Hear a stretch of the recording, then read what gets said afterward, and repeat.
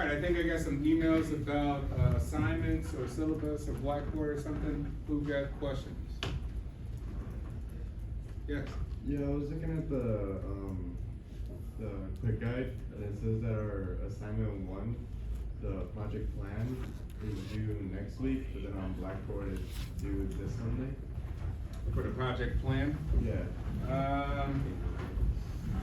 Okay, so for the cases and the quizzes, I'll post those Friday. So Friday afternoon, so you have the whole weekend to complete the case and the quiz. It shouldn't be that long. For planning of the project, well, maybe we'll save that to next week. Next week? We'll save it to next week. Okay. Yeah. We'll talk about it maybe next Monday, get to it first week. Any other questions about, yes? On the quick guide, it was saying that there's a discussion post due this week, but on Blackboard it says due week 2. On Blackboard it says due week 2, or Yeah. week 2. Have anybody posted already, discussion wise? Yeah. Oh, you have? Yeah, but. No one else posted? No. Okay, I mean, if you can, if you can post by Sunday, post something, right, so we can stay on schedule of just kind of having something posted each week. So I would say post something by at least Sunday midnight, and discuss with each other, argue amongst each other, question what other people are saying, things of that nature, right? So engage with one another, not just sort of regurgitate the book, regurgitate the PowerPoint, right? The point is to kind of share ideas amongst each other about how you feel about the topics and things of that nature. I'll say post something at least by midnight Sunday. Anything else? Yes. The quick guide didn't say anything about like cases, but those will be due Sunday. Yeah, I'll submit cases Friday evening, so I'll submit it for the whole class. And you guys can work on them through Sunday midnight. Get them done. The same will be with the quizzes too. So maybe I'll go back and refresh the quick guide since it's a bit confusing, or eliminate it and start from scratch with it and just refer to syllabus. But I'll go back and edit that, revise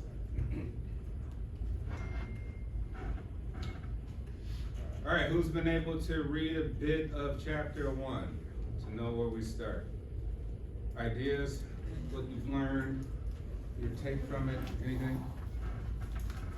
Pretty much we just talked a lot about like what operations are, Mhm. and kind of like the different types of customers and suppliers, such as like external and internal. Yeah, what we talked about last time, remember we said, what are internal customers? Anybody remember what we said? Investors and employees. Yeah, right, people who have a vested interest in the company itself, right? Not people who are just consuming the product or the service that the company creates, which are external, right? Internal, people who have a vested interest in the workings and the success of the company from this operations, which are, hey, shareholders, stakeholders, people who have any kind of vested interest, suppliers, employees whose livelihood is based on the success of the company, things of that nature. All right, starting off from simple, we'll browse through sort of simple definitions and concepts. Right, operations management, systematic design, direction, and control processes to transform inputs and service and products for internal and external customers. So think of operations, like we say, we could look at it 2 different point of views, right? We could look at it from a product, from beginning to end, how it all begins from concept, from idea to patent, to what have you, to the creation of it, to the manufacturing, to the supply of the things that created, to the final marketing, to the final customer's hands, right? Or we could also think of corporate operations. Like, hey, let me look at an organization specifically to say, how do they run from day to day? How inefficient do they run from day to day? How much waste do they have with employees, with roles, with tasks? And how could we improve those operations? So I told you guys before, I started in private equity and venture capital. That's where I started my business. So on the venture capital side, like, hey, such and such startup company, I like this idea, I like the market you're in, I like the industry you're in. Here is $150,000 so that we can grow this business and implement and market and get it out, right? Hey, I want 51% interest, 50% interest, so I can also have some control in how I want the business to operate, right? So if you make bad decisions, I can come in and give my 2 cents. Why is that important? Because things may need to be changed from my point of view on how the business is inefficient, got too many employees that do nothing really of value, or we're leasing instead of purchasing the real estate. We're doing things in a way that's not beneficial to profit. When we say we see all these businesses that make a ton of revenue, but if you look on a balance sheet, profit, loss, income statement, they don't make any profit. They owe a lot of debt. They constantly owe a lot of debt. So a private equity and venture capital will come in and try to make it more efficient how the business runs itself from day to day. Right? So think of it from that way. So 2 perspectives. One is corporate operation, how does a business run and how do you make it improve itself?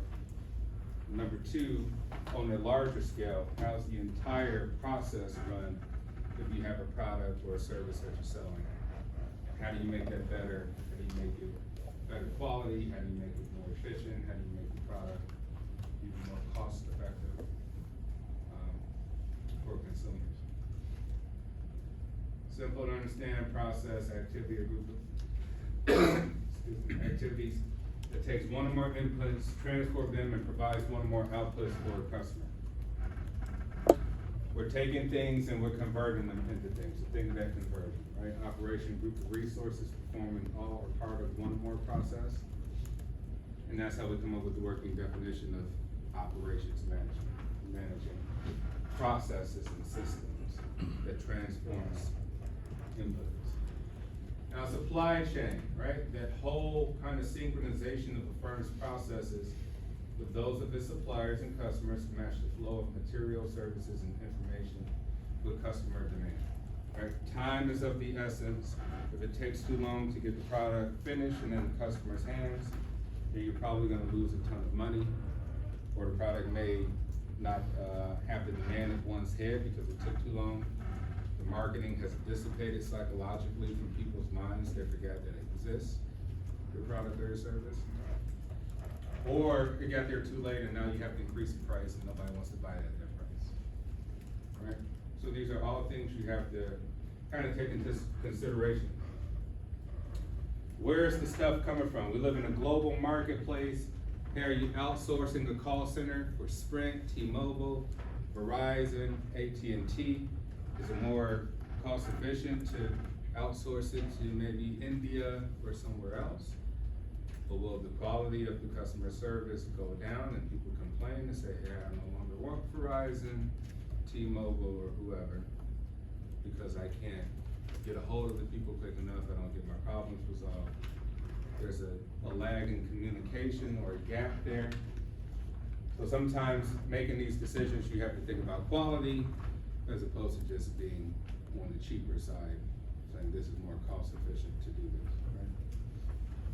And it may not be more cost efficient because you have to train people. So you gotta match the flow of material, services, and information with the customer's demand.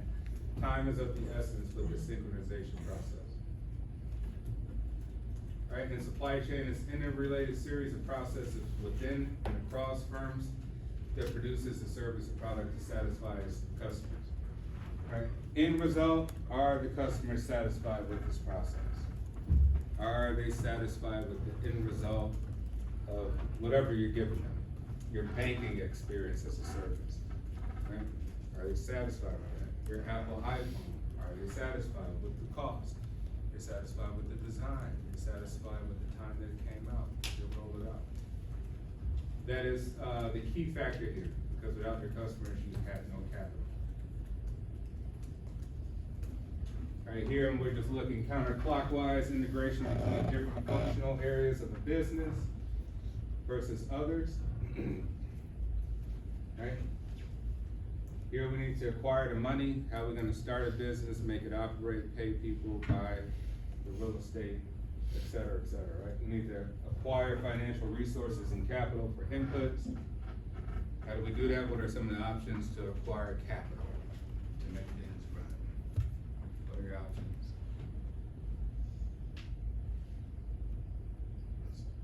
Investors.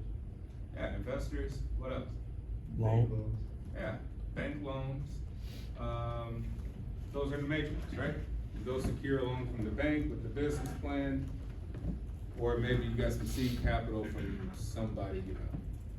Jeff Bezos, family, his dad and I think his mom gave initial startup money. Elon Musk, dad, right? Had significant money in South Africa, gave him some startup money. Donald Trump's father owned maybe 40,000 apartment units in Queens and the Bronx, right? So it just didn't come from thin air, right? Somebody helped seed the beginning of the process. Or the credit was so good, no matter, they could go to the bank and get $50 million, right? Those are your options. So it starts off with acquiring capital, resources for capital inputs. Now you're taking that money, you're inputting it for material, service inputs. You had a restaurant, which is a service, where you get a phenomenal idea for a product that solves a solution for people in a quicker fashion than the alternatives, right? And from there, you translate material services into outputs. You're creating a product or service that people can purchase and consume, right? Then you wanna generate sales with good marketing. How do people know the product exists? They don't. You don't have good marketing, you don't post it on social media, you don't have a commercial, have a print ad on top of Google or something like that.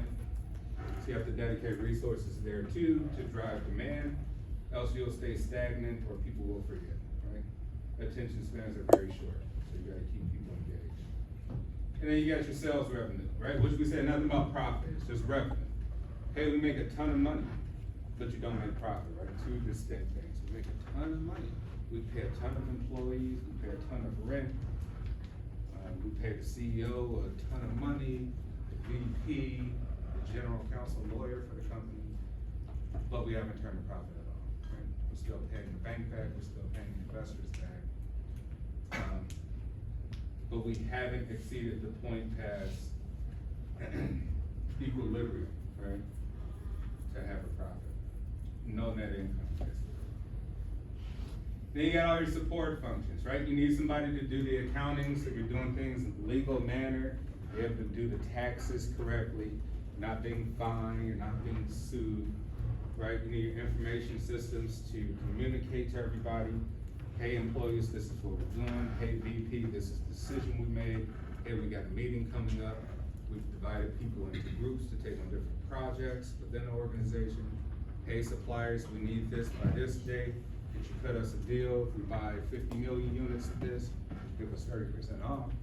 We need all these systems in place to communicate, right, effectively, so that things run smoothly. And then from there it comes back. Yeah, like, all right, we made a ton of revenue, now what? Hey, we can show the bank that we make money. Bank says, hey, it's great you make money, you proved it to us, you make money. Show it, right? You file your taxes, all your government stuff. Guess what? Here's another $100 million. Now you go open more stores, create more products. Maybe you do an offshoot of a new one, right? iPhone 1, now you got iPhone 3S, now you got iPhone 12, iPhone 14, right? You increase and improve on the product. Unless you have like Rare, where the product kind of stays the same forever. What are some exceptions? The unicorns of the business world. What are some of the unicorn companies? We're like, hey, we don't have to change much. Microsoft. Buy this forever. Microsoft, like they're like programs, so like Word, Excel, stuff Yeah, like I that. think Microsoft's a good one. I've been using Word since I was in grade school, right? Still using Word, right? Still using PowerPoint, still using Excel. So yeah, Microsoft have something that they patented, nobody can copy it, right? face huge legal fines and people gotta pay up. So they found something that's very simple, and then you can argue to be like, yeah, they're a monopoly because really what they have in their patents don't allow really anybody to create much else, with the exception of Apple, Google Sheets, right? The main big guys. So you can argue that there's just a few players and doesn't allow for anybody entry to the barriers that are already there. But nevertheless, they're a unicorn, right? What else? What other companies? Like candies come to mind, like Kit Kat, Reese's. Yeah, absolutely, right? Guess what? You're accustomed to Snickers, you're accustomed to Flip, you're accustomed to Reese's Pieces, and you're not gonna get an off-brand. You're gonna pay extra money to get you Hershey's, you know? You're not gonna get an off-brand, that's why it doesn't taste the same. You've already formulated in your mind that a specific taste satisfies your craving. When you taste anything, the sugar is off, the salt is off, whatever. Like, nah, I'll never find that again. I need the real thing. So yeah, Hershey's, Nestle, companies like that are unicorns, right? They have something that people want and will always want. Because you're always gonna want to eat the good snacks or have a sugar crack. What else? Yeah. Tire Such as Michelin, Firestone, Bridgestone. Yeah. Guess what? Tires are tires, right? But the thing is, if you're first to the market, generally, you survive the most and you grow the most, right? Typically, the first person to introduce something great that people really want, they will be Apple. They will be the Microsoft of that market entry. This is how it works. Because the investors all put their money in and want to get in really early before the stock goes to $3,000 a share. They want to get it at $5 a share. So like, here, take my $10 million. I know my $10 million is going to be $300 million in 10 years. All right, so typically who's first? It's typically who's going to be the biggest. Amazon, Apple with the iPhone, and the iPod, the revolution. Another one will be Coca-Cola. Coca-Cola is just Coca-Cola. Right? It's the most known brand on planet Earth. China, Korea, America, South America, it doesn't matter where you live. Right? You know Coca-Cola. Now they may change the formula a little bit, right? Coca-Cola in Mexico may have a little bit more sugar in it or something, or change the taste. It might be in a glass bottle, but it's still Coca-Cola. And so how does Coca-Cola make money? Like really, like what's the formula for making money?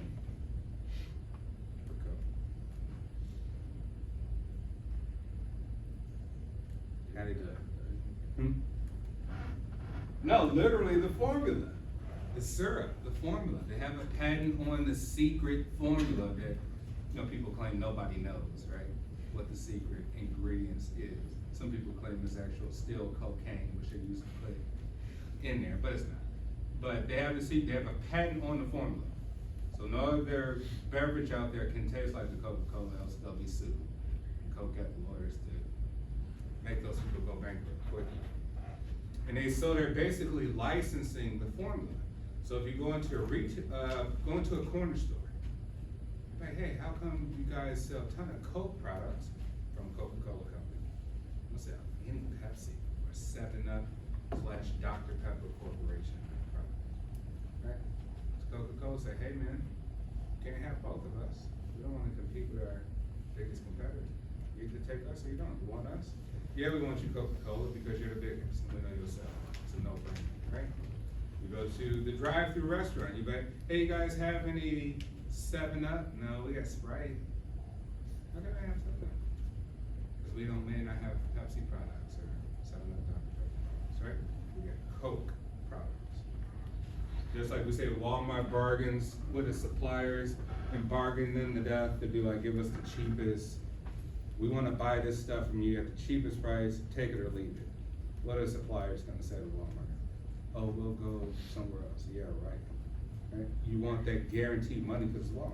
It's going to sell. Right? So, with Coca-Cola, basically they're licensing a formula for you to put in your stores. Their formula. McDonald's is another one too. Right, how does McDonald's make money?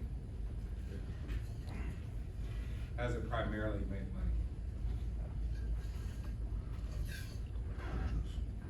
money? Recipe. Hmm? Recipe. I mean, you can say the products, right? Yes. Franchising?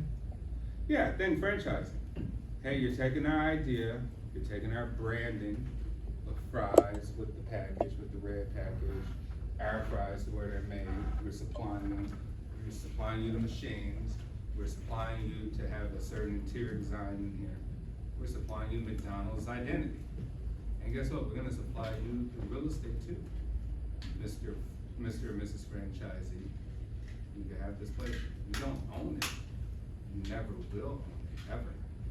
You never will own McDonald's products, but you know you're gonna make a lot of money off of it, right? So you should be satisfied.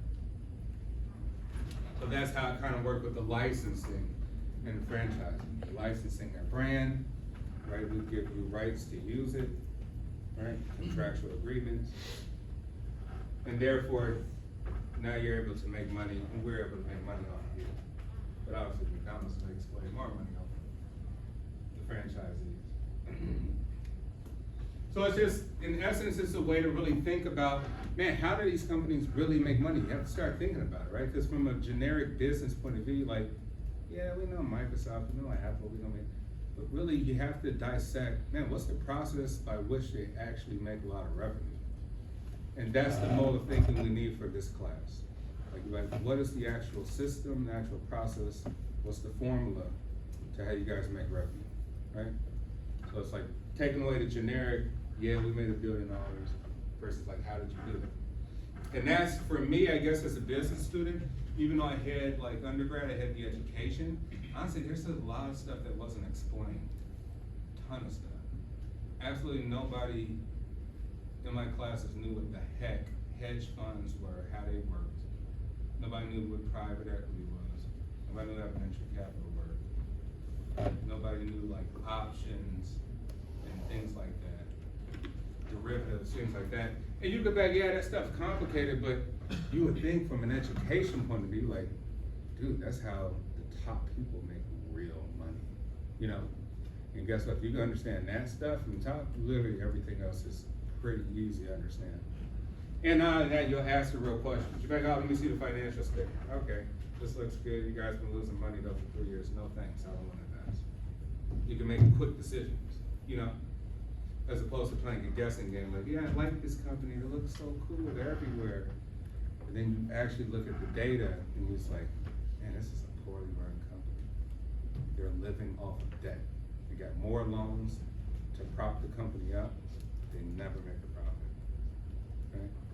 So that's kind of the mode. That would, I guess, would be my argument about even some of the business courses that I took as an undergrad. When I got to an MBA, what happened is everybody was working already, right? People had jobs, so everybody started having real ideas about where they work and asking real questions and had real roles and tasks to do. So it's just a little bit different. But I wish that, you know, some of my professors had started off with like hedge funds, you know, or started off with like private equity and stuff like that, or started off honestly with economics, because sometimes I went through the whole thing and I didn't understand how the country worked. I'm like, I get it, but I don't get it how it works. One person's income is another person's expense, right? And it's why we need people to spend. Hey, government gives stimulus, stimulate the economy. The economy, what does that mean? Well, someone's livelihood is based on you buying the product. The sweater you bought creates people to pay their mortgage. The shoes you bought, the laptop, it creates the cycle. And when you stop buying, the cycle gets smaller, okay? When nobody buys, prices go up. Then we start having inflation, right? Because people are like, hey man, I don't, you're like, how does it make sense that we're more broke than we were a couple years ago, but the prices are 2 times as much? Like, that makes absolutely no sense, right? So if you understand the cycle and how, think of this, There's about $2.3 trillion in cash circulated in the United States right now. Who's in control of the cash in this country? Who actually produces the cash to be in the country? The Federal Reserve, right? Federal Reserve is quasi-government. Quasi, it's a separate entity, right? The Treasury Department takes your taxes and is able to spend the money. So sometimes the government, who's the largest employer in this country, who employs the most people?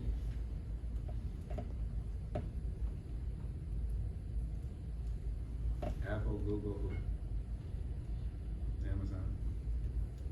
The federal government employs the most people in the country. So the federal government can say, hey, we got all this money, we got all these people, now we can start spending, right? Hence why you would have government contracts. You know, some company just started up, hey, what are you gonna do? Man, I'm gonna get the government money, a defense contract to build missiles for the government or airplanes, and like, you know, all this different stuff, right? Or supply this and that for the government. So the government can also prop up the economy by spending a ton of money, right? Purchasing a lot of stuff. And then the Fed controls the interest rate and amount of money in circulation, which kind of affects the value of the dollar. Right? So if the Fed raises rates for interest rates, nobody's gonna take it, right? It's too expensive to even loan money. It's too expensive to get a loan. I don't want a loan right now. The rates are ridiculous. Right? So anyway, just think of those basic concepts, not to get too far off topic, but it's just a way to think of like, man, how does this whole thing work? And the better you can understand how it all works, the easier understanding processes and systems and inputs versus outputs become. You know, the point is not to make things complicated, it's to make it like very elementary stuff. Question? So that three point something trillion, Yeah, like 2.3 trillion right is now. that including what's in the Fed?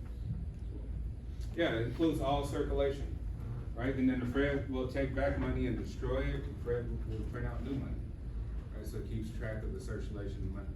Here's the crazy thing, you're like, oh, we only got 2.3 trillion in cash. Cash buys stuff, right?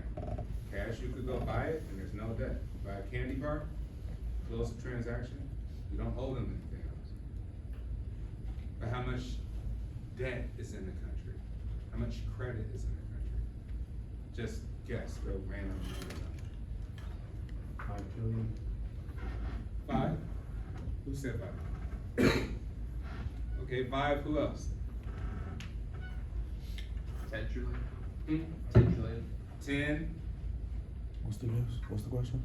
Hmm? What's the question? How much credit and debt is in the country right now? All I know the national debt. That's all I know. I don't know what What's is the it. national debt? It's like 23. It's like 23 trillion, isn't it? Yeah, so it's like close to maybe 30 trillion. And that's not even real numbers, right? Because what the government puts out always denoted at the bottom, like this only encompasses this. Right, so think about that, 2.3 trillion cash, 20 to 30 trillion debt. Like, it doesn't make any sense. It means everybody's in debt. And everybody will be in debt till they die, right? So like somebody's making a lot of money and they're not telling us. Or we've created a system where we've tricked people, right? People want a new shiny car, they want a new house, new condo, blah, blah, blah. And the price to get those things are so much that nobody can afford to buy them outright, right? Nobody's gonna have the cash to buy $1 million home outright. So how do they get it? Debt. Right, and the debt is unforeseen. You mean, you have no idea how the economy will be in 10 years. You took a 30-year loan mortgage. You have no idea of what's gonna happen in 10 years, 5, 7, 15. Things could be so bad now you can't afford it, now you owe the bank, whatever. So anyway, not to get off topic about it, but it's just a way to think about just the basic economics happening. If this happens here, it happens around the world, right? Because things are becoming more capitalistic everywhere. Places that didn't allow you to do certain things, now they allow it because the money's good, right? Certain places have certain belief systems, ideologies, it's starting to change, it's starting to get a little bit, starting to tweak it. Yeah, we believe in that, but we'll allow that because the money's good. So everything's starting to become a little, we maybe call it more democratic or capitalistic. So the same systems will be in place. People will take on more debt. Which is bad. But as a side note, we owe maybe 90 trillion or more in unfunded liabilities. That means like things that we haven't put money in that people still are entitled to, like pensions, Social Security, Medicare, all that stuff. Right, so typically, even here in Illinois, if you see if the economy goes really bad, and they talk about pensions and stuff like that, it's because like, hey, we don't have the money that we owe the people the money. We may owe them trillions of dollars, but the money's not there, don't exist. So what do we do about it? Yes. So, do you think Social Security will ever get like shut down because they just can't afford to like keep promising people money? I mean, it's possible, but there's always some sort of agreement.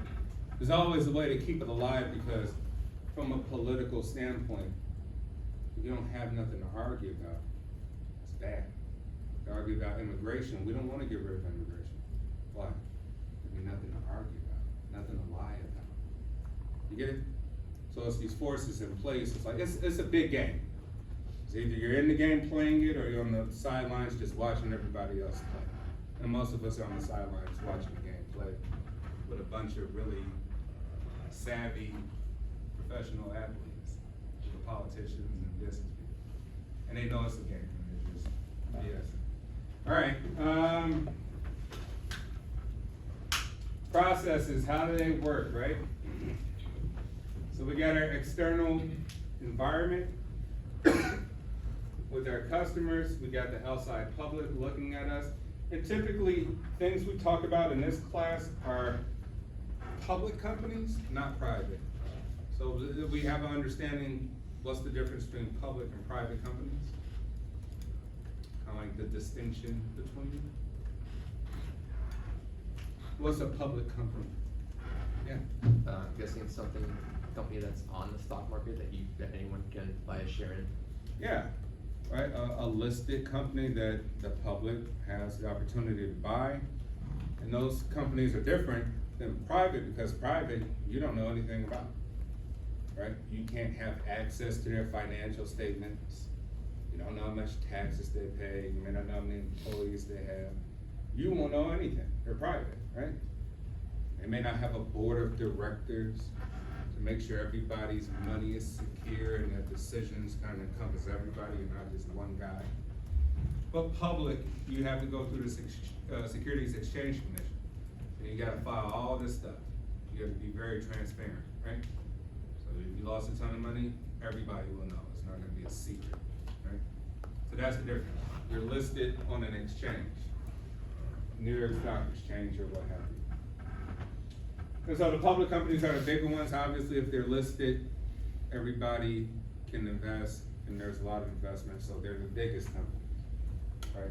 The unicorns are like multi-billion-dollar companies that are private. They rarely ever exist, ever, right? You just, that type of money, to get that type of money and make it grow is just extremely, extremely difficult. Once again, the largest companies that are private equity companies.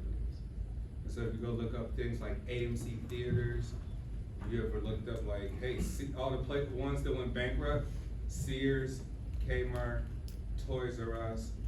Hey man, what happened? Who owned those things? And you look it up, Google it or Wikipedia. You write KKR, private equity, blah, blah, blah, private equity. These places bought it up to either refine it, retool the companies, try to make it better. But they're like, no, this company's cheap and it's gonna go bankrupt anyway. Let me make some money during the bankruptcy. Let me sell off all the buildings, the assets, fire everybody, do this, and I'll make a killing and just dissolve it. That happens too a lot, right? Which is a strategy to make money, but the strategy is to tear it all down.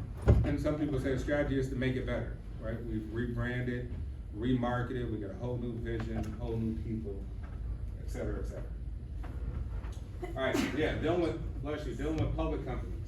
We got internal and external customers, which we talked about, and we're going, gonna go this way. All right, so we got inputs, which are, inputs is anything. It could be workers, it We need managers, anybody that's having some input to create the final output. Bless you. We got the equipment that we need to run the business. We got the facilities that we need, buildings, things like that. We got the materials, we got the land, we got the energy. And if you look and think about that, a lot of money is already in there, right? Like if you think of Apple. Like Apple used to be like, products was only located in like Best Buy and inside of malls and stuff like that. You're like, why did Apple start making these really, really cool stores, their own stores? Why do we think? Why the Apple Store? Why not still have it in your local mall with a little tiny shop? Why these big, awesome looking Apple stores? You know? Yeah, because they know, hey, they don't place them in bad areas. You know that the real estate is gonna be great. That's also part of their bottom line. And why lease from an owner when you can be the owner? So Apple's about control, which is why you use not like, you know, Samsung phones or Google. It's not open source. Apple's about like, no, you can only do this because we say so, our operating system, our apps. And then they start to transfer that mantra to like, no, our stores too, right? And guess what? People love it. People love the Apple Store.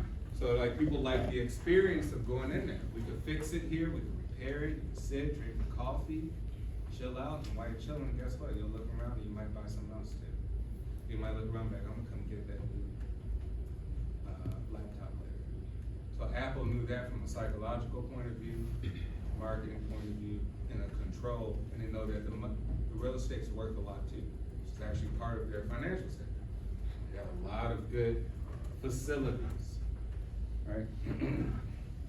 Hence McDonald's too. Don't get it wrong, McDonald's, most of the money that McDonald's has come from real estate. So where they're located and the actual real estate is worth a lot to their bottom line, because they own the property. And then we got information on performance, and this kind of goes back this way. So we'll zoom over here. So if we go from inputs to processes and operations, right? How do we take all this stuff and make it effective to operate the business efficiently, effectively, so that we can move over here and create the final outputs, which is our products and our services. Right? And from here, we said we have information on performance.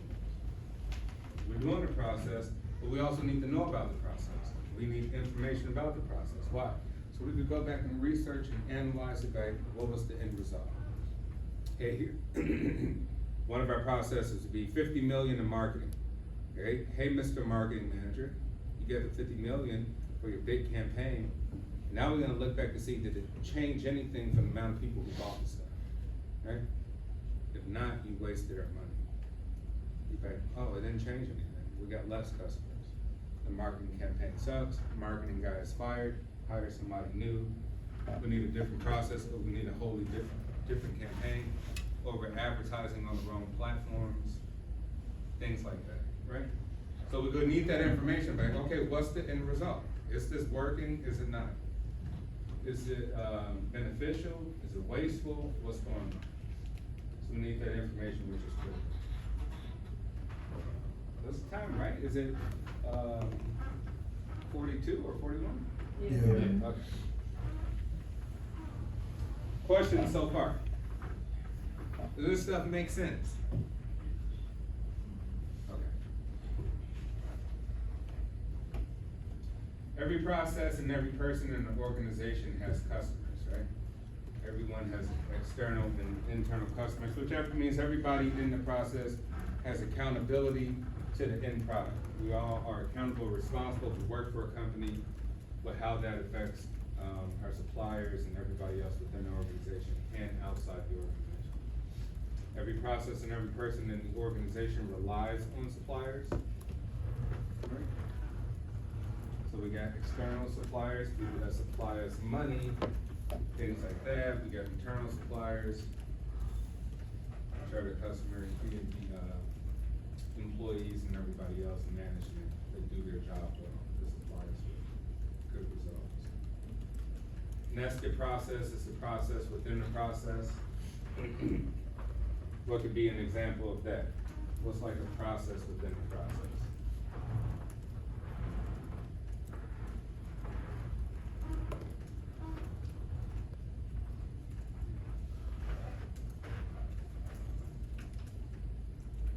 Like an assembly line? Yeah. Yeah, think of assembly lines, manufacturing, right? You have a process, you have different steps, but you got steps within inside the steps too. So it's anything that has sort of a big process, but the details inside of that process. So think more detail. Service and manufacturing processes differ across nature of output and degree of customer contact. So how do we differ between manufacturing and service? Right? Services is like, hey, restaurant, think of that.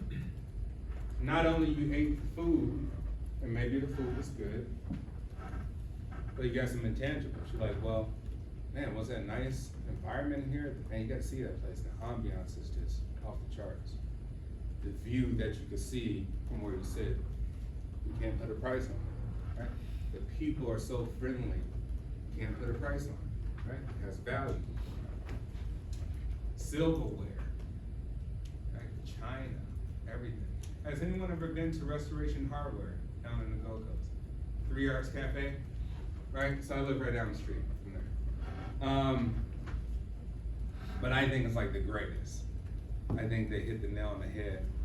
Anyway, so they have like a glass atrium with trees and all these different things as part of their restaurant, but it's a furniture store. It's like the highest end furniture store. Like gorgeous rooftop, patio, all these different things. But if you pay attention, everything is just so meticulously well done. From the silverware to the china, to the service, to the environment, to the colors, that no matter what, you probably will come back. You'll probably tell other people to go. You know, so stuff like that is invaluable, even as opposed to, hey, was it the best food or not, right? Because there's value beyond just the taste of it. But then you also get places where you're like, man, I just go to a hole in the wall because they got the best tacos, right? There's value in that too, right? I could care less about ambiance and all that. Different type of customers, that people want different things and different experiences of value. So there's some intangibles, things you can't really touch. That's really important. Output cannot be inventory. Think of restaurants again. Food went bad. How are you gonna inventory avocados past day 3? No, the avocados are black inside. They're gone. They're wasted, right? Hence why a lot of restaurants don't survive. About 80% restaurants fail. Because it's all about timing, it's all about, you know, working against getting all this food that could go bad and getting it out to customers enough time. High customer contact. You know, we could think of even Starbucks. Yeah, they have a product, lattes and coffees and things like that. But you also interact with baristas, right? So they've created something that's intangible. Remember I talked about first class Dunkin' Donuts versus Starbucks. Are there baristas at Dunkin' Donuts? Says Starbucks, right? And we bought it. We bought into it, right? Just somebody making some coffee and some drinks. But it may be a little bit more complicated drinks. You're like, well, Dunkin' Donuts is not making frappes and frappuccinos and all this stuff, right? But anyway, so that experience is intangible. You're like, well, I'm working with people who are kind of like bartenders, but they're doing it for coffee-related drinks. And this is awesome experience. They wrote my name on it. I'm gonna take a picture of Instagram and show it. This is important. It's valuable to me, right? Who took a picture of the Dunkin' Donuts large, medium, cream, sugar? You get what I'm saying? So the point is like, but these companies recognize that, and that's part of the intangibles about, hey, you really got something going here. I don't know what it is. We can't put our finger on it. You might not even measure it. But what you got going on here, Starbucks, it works. Whatever you got going on. Right, short response time. You're not waiting all day for your coffee. You gotta come in a few minutes because you're on the go. or it's gonna get cold. Right, labor intensive, you gotta work, the people have to work hard and quick to get it to you. Quality not easily measured. You don't know how long the coffee's been out, you don't know how long the lettuce has been out at the restaurant. Like, it tastes good enough for me, so it works, right? You can't usually measure it like you would a product. And then on the physical side, physical durable output, you can touch it, you can measure it, you can see it, you can see it go bad. You gotta inventory it, it can last a really, really long time. Maybe after a while, you gotta put it on clearance, cause it's too old. Low customer contact, think of Amazon, right? Not really dealing with people, the guy, female drops it off, you didn't see him because you were at school or at work, but you got what you wanted. Sometimes a long response time, depending on the supply chain, right? Is it available, is it not? Amazon's been out of this thing because of supply chain shortages, things like that. Capital intensive, takes a lot, takes vans and all type of things just to get the product to the final end customer. And quality easily measured. You know, you go in there and you see 2 million reviews about a product on Amazon, and people put videos and pictures of it, like, dude, this is the worst product ever, it broke up in 2 weeks. Of course, the greatest. All right, well, in here, any questions before we go? No? All right, see you Friday, and after Friday, I'll post the dates, quizzes. Try to start a discussion about what we're talking about amongst yourselves. Challenge each other.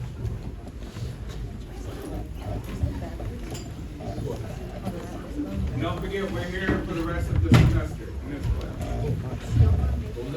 We're in this class for the rest of the semester.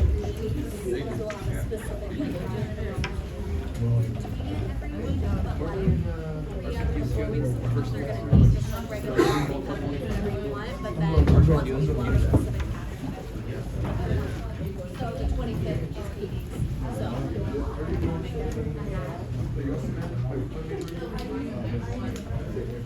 Right now, no, I don't wanna.